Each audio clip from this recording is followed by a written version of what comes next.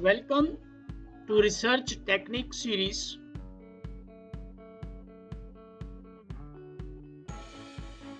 In our effort to introduce eminent social scientists to students of higher education, today we have with us a renowned social scientist, Professor Dr. Ravinder Rena from Northwest University, South Africa. Professor Dr. Ravinder Rena is a profound academician and distinguished scholar in economics. He is a writer, editor, advisor, and public intellectual with over 29 years of teaching and research experience in Asia Pacific, Africa, and European continent. He had been an independent consultant and training expert with various organizations. Professor Rena is currently working as Professor of Economics and Internationalization Project Leader at the NWU Business School, Northwest University, South Africa. He also serves as an adjunct professor of economics for master's and doctorate programs at Monarch Business School, Monarch University, Herzendorf, Zug, Switzerland. Previously, he worked as a professor of economics at the Department of Economics, University of the Western Cape, Cape Town, South Africa. He also served as professor and the coordinator, Joint African Masters Program, JAMP, Harold Pakvis Graduate School of Business at Namibia, University of Science and Technology. He also worked as head of the Economics Department of Business Studies at Papua New Guinea, University of Technology, Papua New Guinea. Professor Rena earned his PhD from the Department of Economics, Osmania University, Hyderabad, India, with the achievement of University Gold Medal for the best PhD candidate's thesis in the fields of economics, commerce, and business management. He obtained his MA, BE.Ed, MPhil, PhD from Osmania University, and BA and LLB from Kakatiya University, Warangal, India. He got the prestigious award of Best Researcher 2011 from the Namibia University of Science and Technology, and also the recipient of esteemed award Man of the Year 2012, which was bestowed upon him by the American Biographic Institute, USA. Based on his extraordinary research contributions, American Historical Society, USA, has been enlisted his profile in the world Who is Who International. He serves as the chairman of panel of judges for the economics of the Global Undergraduate Award based on Dublin, Ireland, United Kingdom. He wrote 10 books and published more than 130 research articles in reputed national and international peer-reviewed journals and 35 book chapters to his credit. Besides, he has published more than 150 articles in newspapers, magazines, websites, and presented over 50 papers in the national and international conferences and seminars. He is the founding editor-in-chief of International Journal of Education, Economics and Development and associate editor of American Journal of Science, Technology, Innovation and Development, which are IBSS and Scopus index journals published by Inter Science UK and Taylor and Francis UK respectively. He serves as an editorial board member for many reputed journals. He has been a keynote speaker for more than 100 national and international conferences. His author book is 5593 out of 562,328 of the Social Science Research Network, USA, in which he is among the top 1% researchers in the world. His Google Scholar citation is 974, H index is 18, I10 index is 34. He has widely written in the areas of economics of education, development, economics and inclusive growth, globalization, higher education, microfinance, rural entrepreneurship, WTO, sustainable development, FDIs, development aid in Africa. He supervised PhDs, MPhils, and master's theses and dissertations across the globe. He served many academic and professional committees as chairman and as panel member. He's also been an external examiner, moderator for masters and PhD of different universities of Africa, Europe, Asia, America, and Australia. He traveled to over 40 countries in the world. Sir, I am amazed. Welcome on this platform. Sir, good afternoon. It's indeed a great honor and a privilege for me to be part of your interview program. And thank you so much for the generous, comprehensive introduction about me. And also thank you for inviting me for this wonderful platform where I can able to share some of my experiences and ideas about the research and research techniques. And sir, I must appreciate you. I should appreciate you, sir, for the noble endeavors and noble initiation that you have started this program in the best interest of the upcoming researchers, PhD students, and early career researchers, and even some of the professors and some of the existing academics also need this kind of orientation. Thank you, sir. So nice, sir. So nice. Your achievements are marvelous, sir. You're and outstanding in the areas of economics. And sir, your talk with me will help the students of higher education in mammoth way. Sir, there are many economic issues, especially in African continent and other areas around you, which students should venture in to find the facts. My first request to you, please enlighten us. What are the present areas wherein students can explore, especially in economics and other areas? So that's a very good question, sir. Thank you. From African side, we have numerous areas. We got a population of about 7.8 billion people in this world. In African continent, we got by and large the same size of population of India. So we got about 1.3 billion people and 55 countries in African continent. Africa considered to be the second largest continent in the world after the Asian continent, sir. So we got plus minus about 31 million square kilometers land that is occupied by African continent. And Africa is very rich in terms of natural resources. So just to give you some insights and a little bit of information about that, Africa is the center for more than 55% of the diamonds of this world, sir. And Africa is also center for about 56 to 60% of the gold reserves of this world. So we do have so much petroleum products like country like Nigeria, Libya, and Gabon, and so on and so forth. There are even Angola. So there is a lot of probably potential for those kind of precious natural resources. And Africans are seen as, or African countries are seen as poor countries in the eyes of the world. But that is not true. They are not poor. Probably the situation or the political system made them to remain poor, but countries themselves, they are very rich in terms of resources, because many European countries, sir, Europe after all is a continent which is a little bit of the same size of the Canada as a country. So you can look at the dynamics, and whereas Africa is 3 times bigger than European continent.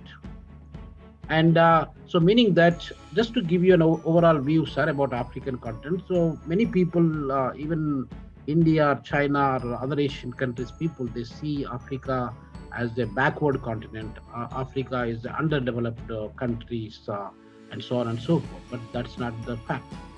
And then just to answer your question, sir, there are a lot of research areas actually.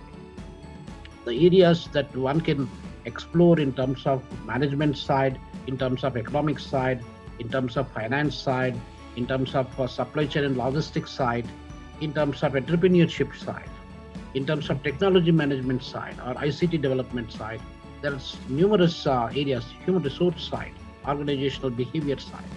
So there are lots of areas that one can explore from African continent, and particularly, nowadays the technology is changing so rapidly. And as a result, one can look at some of the pertinent issues, like pandemic became one of the important issues nowadays for the past 1 year. Coronavirus has been hitting all over the world. I mean, the countries like USA has got, a largest amount of infected cases, and we got close to 110 million people infected all over the world.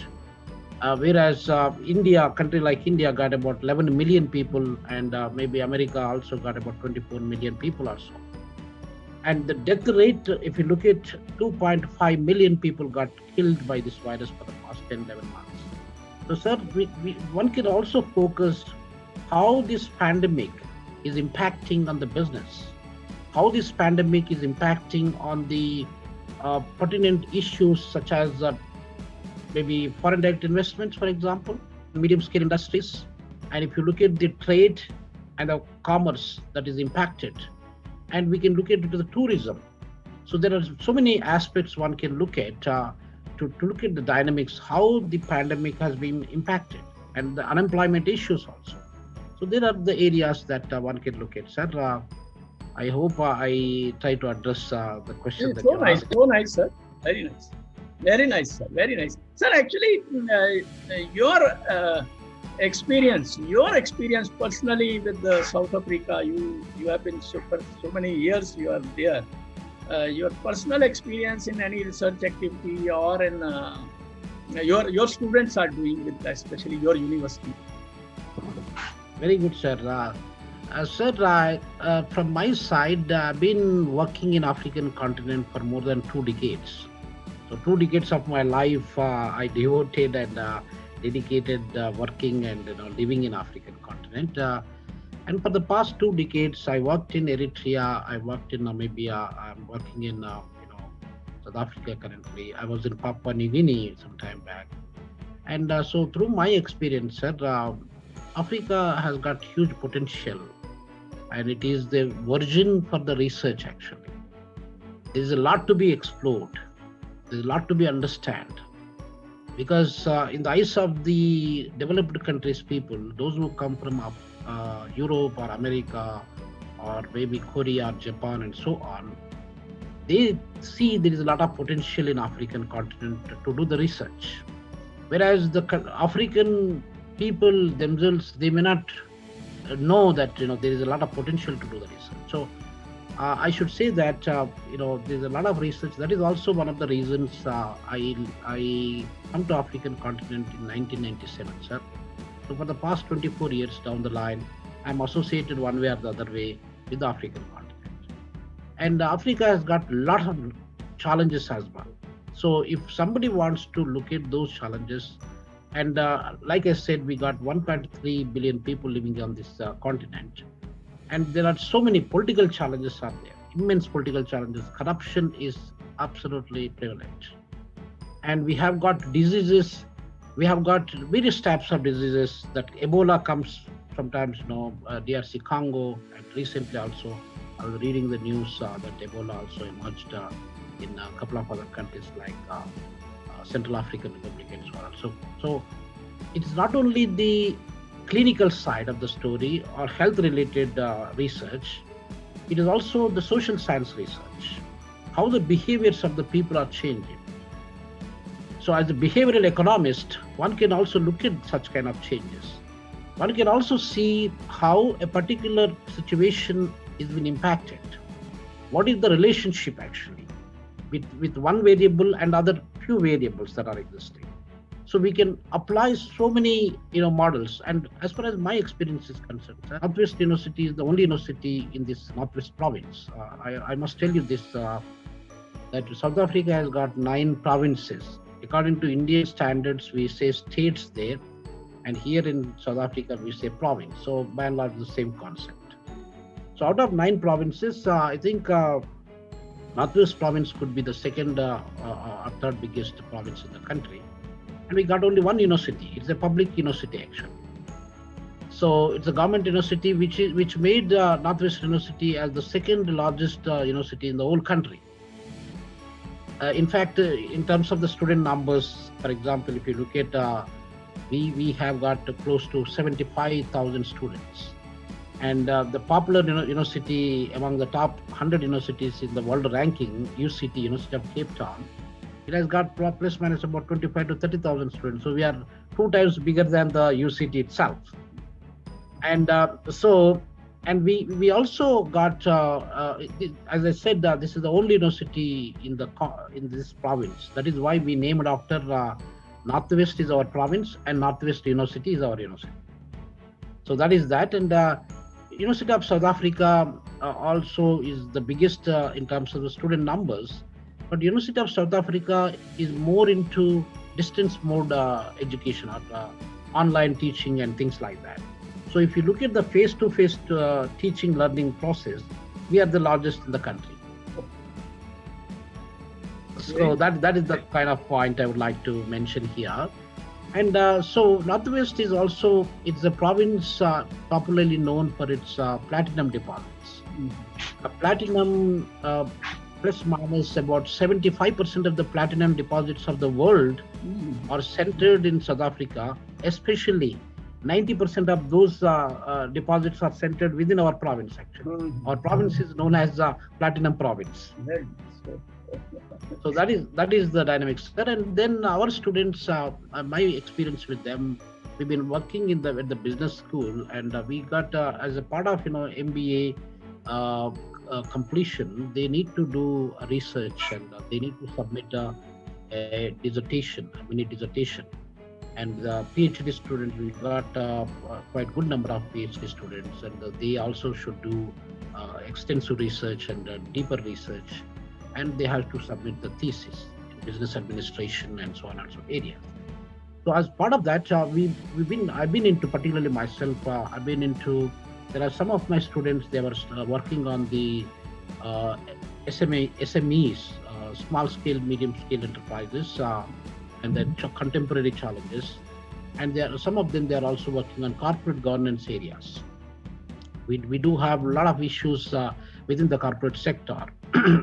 And some of them, we do have wonderful policies in place. That we have King's Report 1, King's Report 2, King's Report 3 and 4. So these are the guidelines that give us some kind of clear-cut guidelines on how to operate at the board level and how to operate a corporate sector. But still, the challenges remain due to the corruption issues and due to maladministration and inefficiency and so on and so forth. So we were looking at, particularly for the past few years, one of my students, he was doing his PhD on the financial literacy, how the financial literacy will influence the saving rate. And so that is the aspect we looked at. And some of my students, they looked at exchange rate issues. Whether the exchange rate issue, now South African Rand, for example, about 9 months ago, South African Rand, because of the volatility situation, it was dropped down to, let's say, 19 Rand to 20 Rand per $1. That is absolutely never ever happened in the history of our South African economy. And then now we come down, yesterday's rate, I'm telling you that it's about 14.50. 14 Rand 50 cents, that is the rate, exchange rate. Now, what is the volatility? Why this volatility is occurring? And if you look at 1992, the exchange rate was 3 Rand per $1. So within this 27 years down the line or 29 years down the line, what are the changes that are occurred? So we were also looking at that. Even balance of payments, the balance of payments issue is also very much pertinent to all the developing countries in the world, sir. Even probably countries like Japan or USA, China, though they have got surplus, but nonetheless, the African countries, particularly the developing world, they always have got the deficit, trade deficit. So we were looking at those aspects as well. So these are some of the aspects that I was looking at. Some of my masters and PhD students. They were. Oh, nice, sir. Sir, do you provide any specialization also to your MBA students, management students? Sir, we have. I think ours is the. I'm sure that you might have heard and you know about the AMBA accreditation. We got Association of Master of Business accreditation. That is one of the top accreditation. We got 3 crown system like EQUIS and accreditation of the Association of the Business Schools in the world. So ACSB, and so out of those 3, we have got AMBA accreditation. AMBA accreditation, basically, there are only 250 business schools in the world. They are accredited by AMBA, and ours is one among them. Hmm.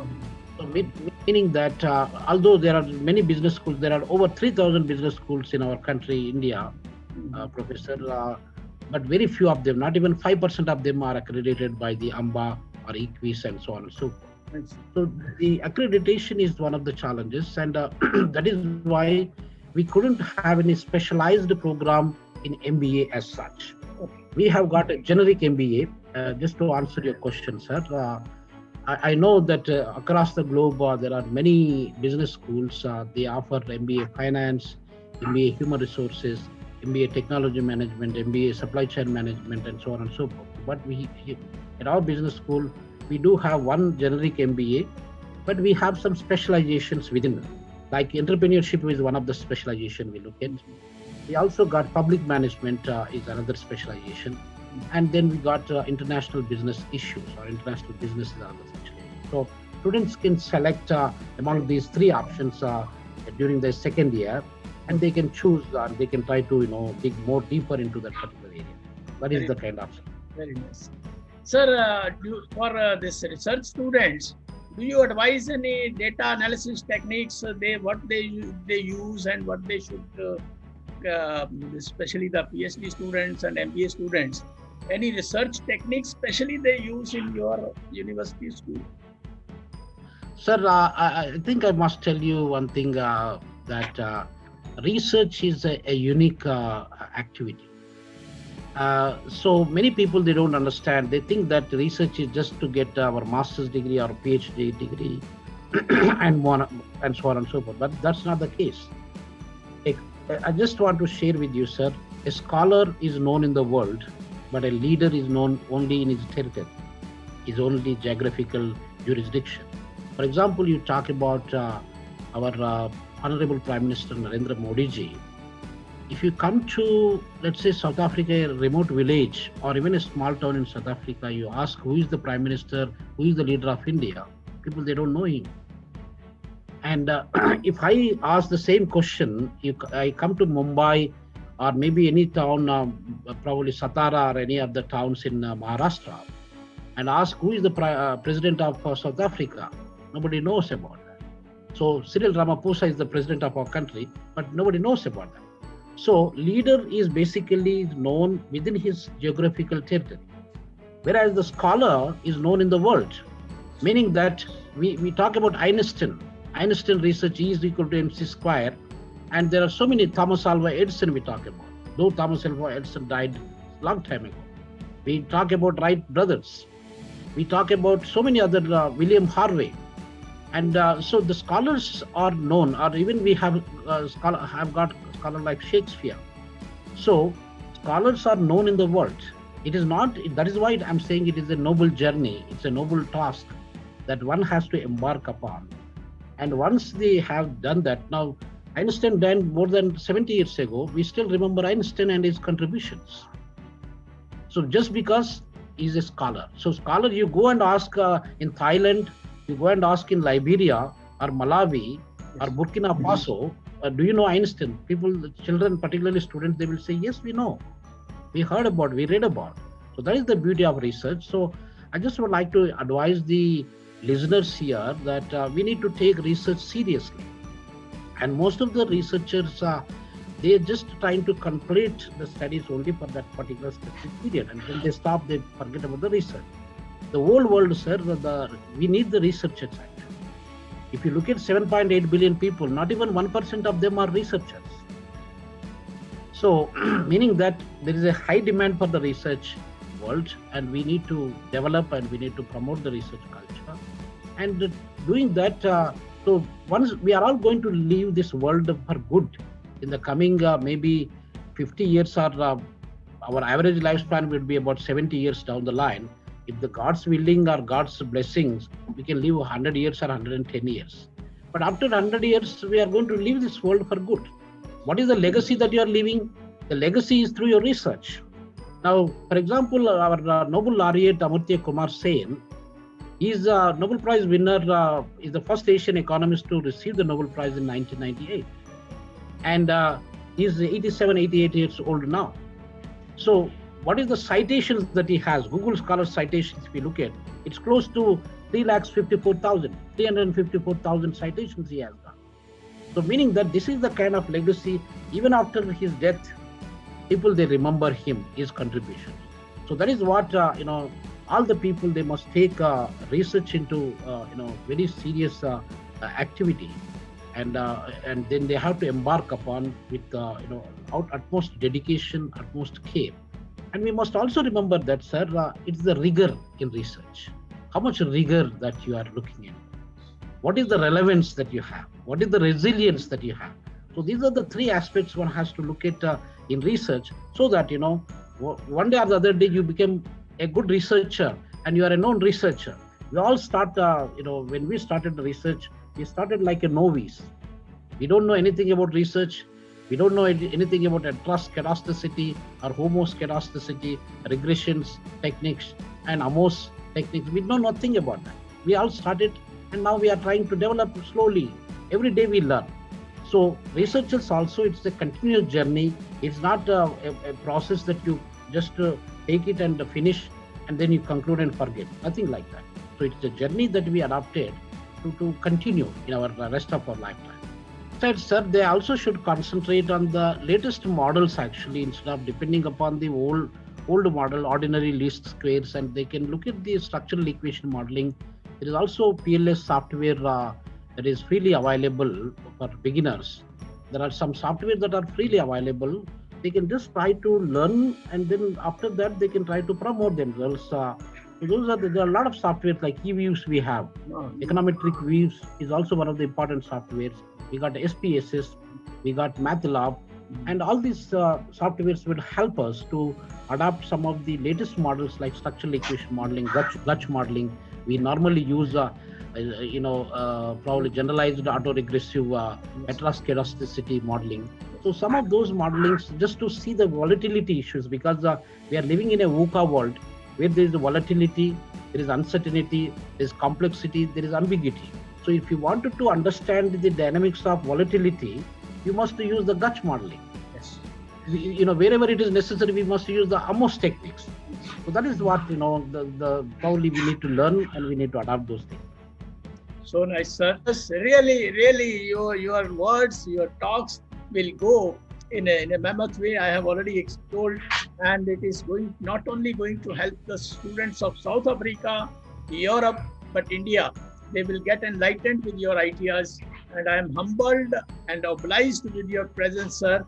So nice, and really, this will go a big way, and this people watch. Our talk is not for common students, PhD students, MBA students, and they are going to gain, sir.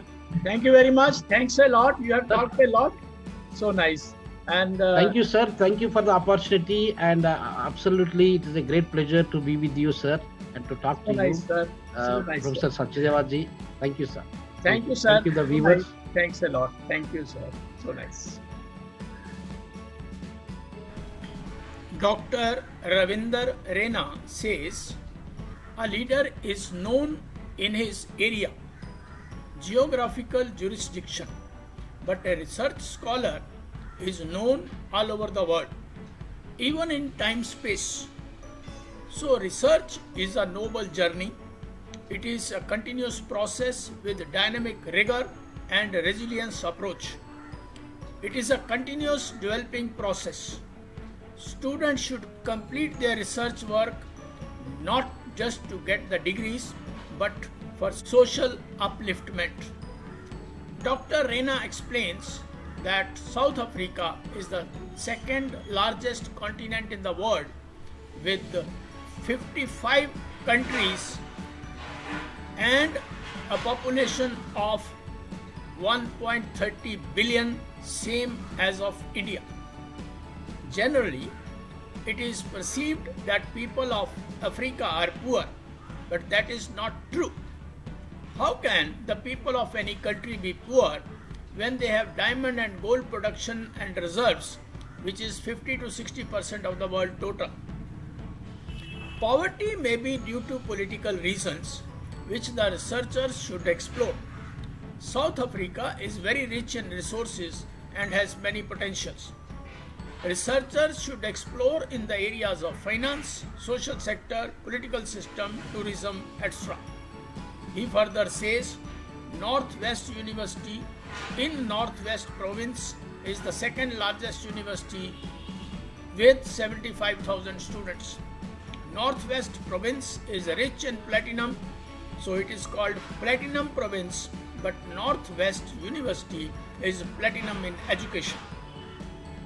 Its business school provides generic management course, but students can opt one out of the three internal specializations from entrepreneurship management, public management, and international business, but the approach is holistic.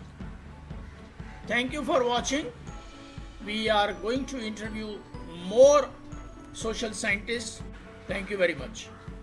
Research scholars, please note each research problem, whether medical, engineering, natural sciences, social sciences, including economical, human behavior, and psychological.